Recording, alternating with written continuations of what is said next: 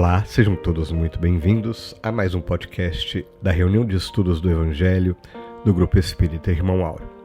Se é a primeira vez que você está conosco, queremos lhe informar que nosso objetivo é estudar o Evangelho à luz da doutrina espírita, tendo por base as obras básicas de Allan Kardec, as diversas bibliografias complementares da doutrina espírita e o Evangelho, seja o Velho ou o Novo Testamento. Se você já está conosco há algum tempo, sabe também que estamos seguindo atualmente o livro Jesus no Lar, de Ineio Lúcio, e hoje daremos uma olhada no capítulo 26, cujo título é O Valor do Serviço. Quem preparou a reflexão, muito pertinente, inclusive com diversos questionamentos, foi a irmãzinha Dorcas. Daqui a pouquinho a gente vai ouvir junto. Eu quero aproveitar o embalo e também dizer da nossa live que acontece no mesmo dia da publicação do podcast, só que exclusivamente no canal do YouTube, então você já está mais do que convidado a estar conosco. A gente vai ter um tempinho a mais para refletir, debater, estudar, conversar sobre, enfim, estarão presentes eu, o Ítalo e a Lana, a Dorcas e a Cláudia. A gente vai ter um tempinho a mais para aprofundar as reflexões. Não perca, fique com a gente, daqui a pouquinho a gente escuta e não perca a live, é muito bom estar juntinho. Informamos ainda que na descrição a gente sempre coloca uma bibliografia complementar e já te convidamos aqui para ir lá dar uma olhada. Também ao final desse áudio a gente tem sempre o nosso momento de oração, a gente procura também uma poesia inspiradora e hoje Maria Dolores cede um espacinho para o poeta Casimiro Cunha. A gente vai começar a nossa prece com uma poesia bastante interessante deste poeta do além. Bom, já falei demais, então agora vou te fazer o convite de todas as semanas com muito carinho e afeto. Vamos ouvir?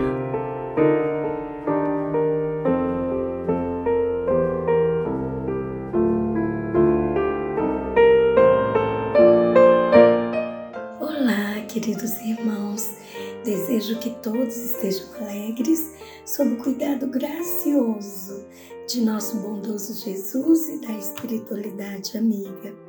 Por isso, ao nosso amoroso Deus, toda a nossa gratidão por essa oportunidade de diálogo com o espírito de Ineio Lúcio e Chico Xavier, nosso irmãozinho, neste admirável livro Jesus no Lar, em que o nosso professor Jesus, na casa de Simão Pedro, ilumina a alma individualmente de cada ser que ali estava, através de sua palavra franca, firme e amorosa.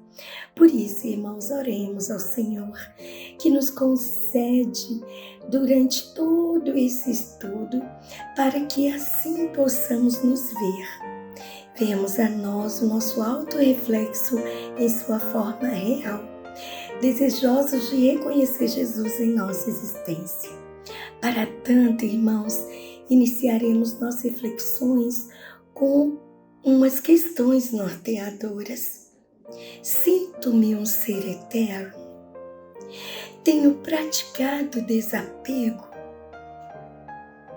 Mas você pode estar se perguntando, querida irmãzinha Dorcas, o que essas questões têm a ver com o título deste capítulo, Valor do Serviço? Comecemos então, irmãos, revendo o momento descrito por Ineio Lúcio. Filipe, um velho pescador, maravilhado com as explicações do mestre sobre o livro de Isaías, dialogava com seus irmãos de fé sobre justos, injustos e vida santificada. Gostaria, irmãos, de abrir um parêntese e falar sobre Isaías, para compreendermos melhor o que Jesus desejava nos ensinar. Neste momento, Jesus havia terminado de falar sobre o livro de Isaías. De acordo com os fatos históricos registrados, Isaías é o autor do livro do Velho Testamento, que tem o seu próprio nome. Isaías significa o Senhor é a salvação. E esta ideia permeia seus escritos. Livro este respeitado e muito estudado pelos seguidores da lei nas sinagogas. pois Isaías foi profeta em Jerusalém, mais ou menos, irmãos, uns 700 anos antes de Cristo, cuja missão foi elevar e abençoar a casa de Israel, apresentando-lhes Cristo. Isaías profetizou várias vezes sobre a vinda do Messias, seu nascimento, seu ministério, sua morte e ressurreição. Estas profecias foram cumpridas no Novo Testamento, especialmente nos Evangelhos. Como diz em Isaías no capítulo 7, versículo 14. Eis que a virgem conceberá e dará à luz a um filho, e chamará o seu nome Emanuel. Isaías 7,14. Emanuel, irmãos, quer dizer Deus conosco. O Emanuel, né? E onde estava Jesus? Na casa de Simão Pedro, entre nós. Mas para que o povo entendesse a vinda do Messias, Isaías também abordava temas como justiça, injustiça e santidade. Como no versículo de Isaías, capítulo 10, versículos 1 e 2. Ai dos juízes injustos e dos que decretam leis injustas, daqueles que não deixam haver justiça para os pobres, para as viúvas e para os órfãos. Sim, porque a verdade é que chegam até roubar as viúvas e os órfãos. Provavelmente, Jesus estava explicando um dos versículos que falava de justiça. Por isso escolhi esse. Então, irmãos e amigos, Jesus estava ali, compartilhando o ensino antigo com um novo significado. E como eu me enxergo ao lado destas palavras de vida, desta boa nova, deste amigo que é Jesus. O mestre chamou a cada um dos presentes na casa de Simão Pedro para que olhassem para dentro de si, não como meros seres mortais, passíveis de falhas, mas como seres eternos que buscam a perfeição relativa através do progresso de suas almas a cada reencarnação. O mestre gostaria, irmãos, que entendêssemos, para que este novo significado faça sentido em nossa vida, entendêssemos que somos seres eternos.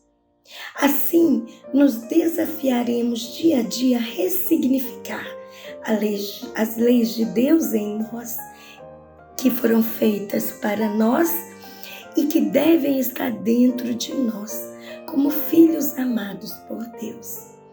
O apóstolo Paulo, em sua carta aos crentes de Éfeso, no livro de Efésios, versículos 1 e 2, nos adverte: sede, pois, imitadores de Deus, como filhos amados, e andai em amor, como também Cristo vos amou e se entregou a si mesmo por nós, em oferta e sacrifício a Deus, em cheiro suave.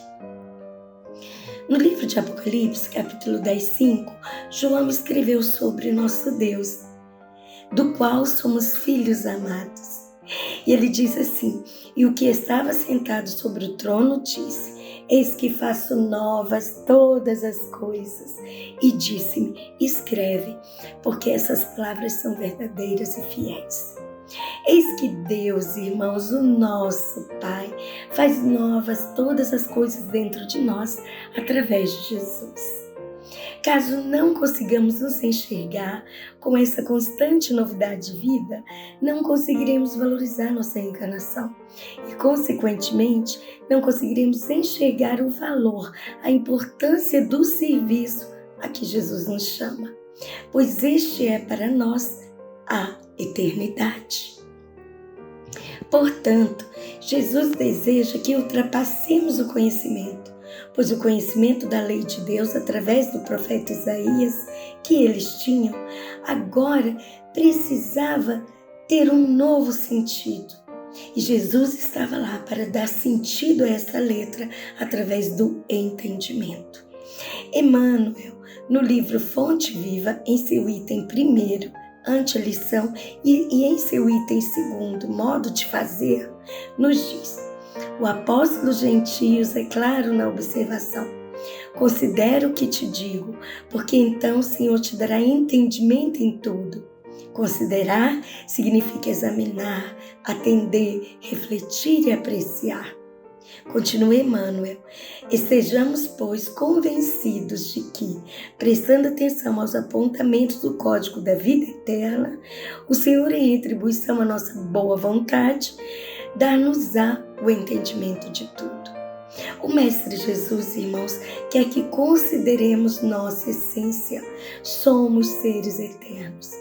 A Bíblia do Caminho cita Leon Denis no capítulo 9, páginas 161 e 162. No livro O Problema do Ser, do Destino e da Dor, nos esclarecendo: todos estes corpos de carne perecem. O sopro dos destinos dissipou-lhes as cinzas, mas a alma persiste e permanece na sua perpetuidade. Prossegue sua marcha ascendente, percorre as inumeráveis estações da sua viagem e dirige-se para um fim grande e aperceptível, um fim que é a perfeição. A alma contém no seu estado virtual todos os germes dos seus desenvolvimentos futuros. É destinada a conhecer, adquirir e a possuir tudo. Como, pois, poderia ela conseguir tudo isso numa única existência? A vida é curta e longa está a perfeição. Poderia a alma, numa vida única, desenvolver o seu entendimento, esclarecer a razão, fortificar a consciência e assimilar todos os elementos da sabedoria, da santidade e do gênio? Para realizar os seus fins, tem que percorrer no tempo e no espaço um campo sem limites. Mas, irmãozinhos, na casa de Pedro, assim como nós, os irmãozinhos que estavam lá ainda estavam com dificuldade de entender que não é sobre o outro e não é sobre o presente, mas sobre mim e sobre uma vida eterna, sobre como eu me vejo no caminho. Por isso, Jesus lhe contou a história do fariseu. Iniciou caracterizando quem era este homem. Sua vida irrepreensível, era publicamente respeitado, dedicado ao trabalho do templo, à sua purificação e autoconsagração. Em orações e jejuns incessantes, fazendo uma vida perfeita entre os pecadores da época. Conta-se que até as crianças prestavam-lhe reverência. Era extremamente conhecedor da lei e zelava pelo povo para que as cumprisse. Bem, queridos, mas continuou o mestre. No momento de epidemia, em que haviam muitos sofredores e necessitados, o anjo do Senhor, em nome da divina providência, lembrou-se de recorrer ao santo fariseu, conhecido na corte celestial por seus reiterados votos de perfeição espiritual. Mas, quando procurado, o devoto se achava tão profundamente mergulhado em suas contemplações de pureza, irmãos. Lembrando que purezas na época de Cristo se conjuga com santidade, com Deus.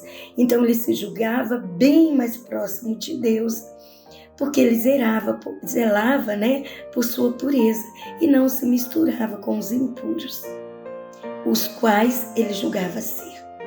Que não lhe sobrava o mínimo espaço interior para entender qualquer pensamento de socorro às vítimas da epidemia, disse Jesus.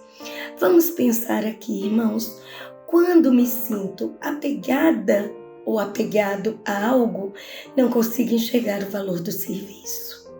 Logo, o recuso, não me considerando apto para tal tarefa. O nosso irmãozinho fariseu estava apegado à sua pureza, à sua dedicação ao templo, e não se encontrava em condições de ajudar para não, a seu ver, contaminar-se com as impurezas de um povo em epidemia. Mas hoje, irmãos, somos diferentes. Em que nos apegamos para mascarar nosso egoísmo, nossa falta de empatia, nossa indiferença ao chamado da divina providência, que em vários momentos do nosso dia a dia nos convoca ao serviço através da espiritualidade amiga. Desejosos de ficar no templo e ostentar uma posição privilegiada, perdemos, irmãos, uma valiosa oportunidade a nós concedida pela misericórdia divina de cumprirmos os mandamentos, a lei de Deus, a qual nos disse Jesus e que realmente faz sentido para a nossa existência. Jesus respondeu: ame ao Senhor, o seu Deus, com todo o seu coração, com toda a sua alma, com todo o seu entendimento. Este é o primeiro mandamento.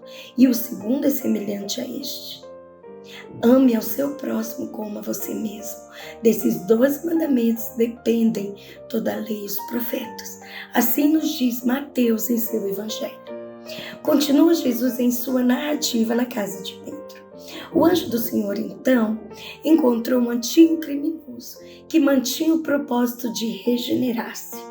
Através dos fios do pensamento, convidou-o a segui-lo. E o velho ladrão, sinceramente transformado, não hesitou. Obedeceu ao doce constrangimento e voltou-se sem demora, com a espontaneidade da cooperação robusta e legítima, ao ministério do socorro e da salvação. Este irmãozinho, irmãos, desejoso de ajudar, Jesus detalha que ele fez mais do que lhe fora esperado, mais do que ajudar, mais do que cooperar. E Jesus detalhou lá no capítulo de Ney Lúcio, está escrito: irmãos queridos, quando consideramos que somos seres eternos e procuramos entender e lidar com o desapego, compreendemos quem somos nós na seara do Mestre e entendemos o valor do serviço. Mas quando ainda não nos sentimos preparados, Emmanuel, em seu livro Fonte e Vida, no item 41, nos diz que mesmo assim, o todo misericordioso, contudo, ainda aí, não nos deixa completamente relegados nas trevas de nossas indecisões e desapontamentos. Assim como faz brilhar as estrelas fulgurantes no alto, desvelando os caminhos constelados do firmamento, ele acende no céu de nossos ideais convicções novas e aspirações mais elevadas, a fim de que nosso espírito não se perca na viagem para a sua vida superior. Nunca te deixarei, nem te desampararei, promete a divina bondade. Nem solidão, nem abandono. A providência celestial prossegue velando por nós. Mantenhamos então, pois, a confortadora certeza de que toda tempestade é seguida pela atmosfera tranquila e de que não existe noite sem alvorecer. Este, irmãos, é o nosso Deus e o que Ele faz por nós, mesmo diante das nossas indecisões e percalços que encontramos dentro de nós mesmos no caminho. Mas, irmãos, fiquemos com esta reflexão: quem sou eu no serviço do Mestre? Iniciaremos o nosso momento de oração com a poesia Trilogia Celeste, de Casimiro Cunha. Se desejas respirar a vida superior, não desdenhes estender serviço, perdão e amor. Muitos transportam consigo tédio e luta, sombra e dor, por lhes faltarem à vida serviço, perdão e amor. Repara o mundo em que vives e, atento, seja onde for, colherás em toda parte serviço, perdão e amor. O sol, o mar, a montanha, o caminho, a fonte e a flor espalham alegremente serviço, perdão e amor. Em tudo, perceberás a essência do Criador, luzindo e frutificando serviço, perdão e amor. Assim, pois, estrada fora, por trio renovador, guarda sempre, onde estiveres, serviço, perdão e amor. Não carregues por algemas tristeza, mágoa e rancor. Liberta-te, semeando serviço, perdão e amor. Injúrias, pedras, ofensas, injustiça, desprimor, oferece a cada golpe serviço, perdão e amor. Onde surja o sofrimento gritando escarnecedor, silencia, cultivando serviço, perdão e amor. Todo o Evangelho do Cristo refúgio consolador na trilogia celeste, serviço, perdão e amor. Quem procura caminhar na inspiração do Senhor, trabalha, distribuindo sempre serviço, perdão e amor. E assim, Jesus, que te rogamos as bênçãos para o nosso coração, pois nos reconhecemos tão necessitados do teu amor e da divina misericórdia. Te rogamos, mestre amigo, fortalece-nos a esfera interior. Ajuda-nos a manter a nossa casa mental sempre limpa e voltada para as aspirações superiores. Não nos deixe, mestre, entregues às nossas dificuldades, mas ampara-nos sempre para que possamos buscar, dia após dia, o espírito de serviço que nos amparará em nossas dificuldades, que nos fortalecerá e nos fará reconhecer, nos momentos de alegria ou de dificuldade, quanto amor, quantos corações generosos, quantos anjos de bondade, encarnados ou desencarnados, temos, sempre ao nosso lado, dispostos para que, em teu nome e em nome do Pai Maior, caminhando juntos, possamos realizar algo de melhor todos os dias. Ajuda-nos, Jesus, a ter olhos de ver, a termos em nosso coração a disposição em servir, para que, sintonizados com o teu amor, com o amor divino, prossigamos sempre na trilha de aprendizado e de reconstrução, rumo ao destino que nos aguarda. Que a tua luz ampare os nossos corações, nos proteja sempre, que os bons espíritos mensageiros do bem estejam em toda parte amparando a todos os corações vinculados a nós. Que assim seja.